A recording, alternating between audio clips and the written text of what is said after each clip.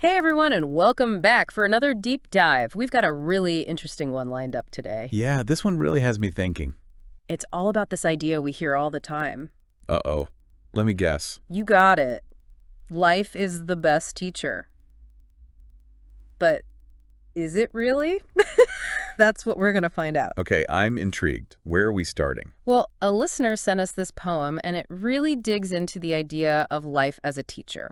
It's got these lines that go back and forth, like, the best teacher is also a lifelong student, but then, bam.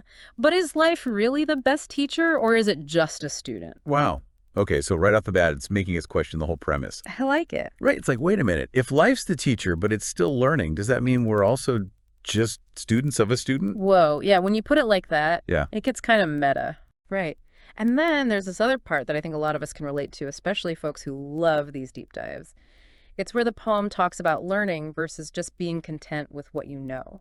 Oh, yeah, I definitely feel that tension sometimes. Like, how much knowledge is enough? Exactly.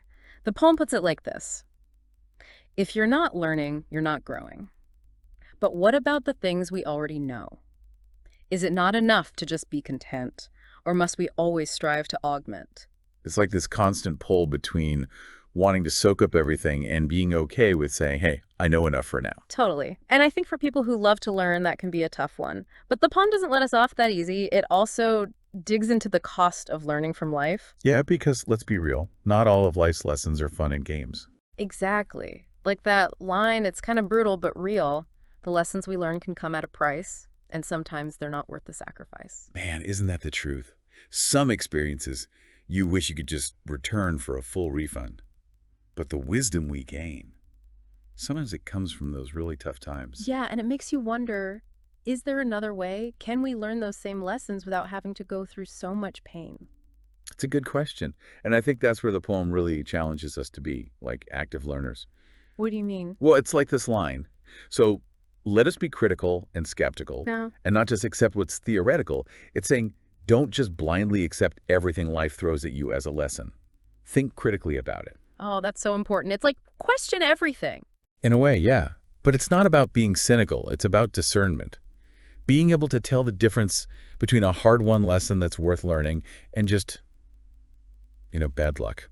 That makes a lot of sense. Yeah. We can't control what happens to us, but we can control how we react to it, how we let it shape us. Exactly. And I think that ties into what the poem says at the very end. For curiosity is the heart of lifelong learning, and critical thinking is the key to discerning.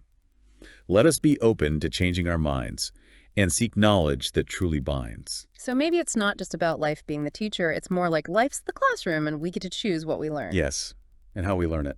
So what do you think? Is life the best teacher? Or just the one we can't escape? I don't know. It's something to think about. Maybe it's a bit of both. Thanks for joining me on this deep dive. Anytime. Always a pleasure to dive deep with you.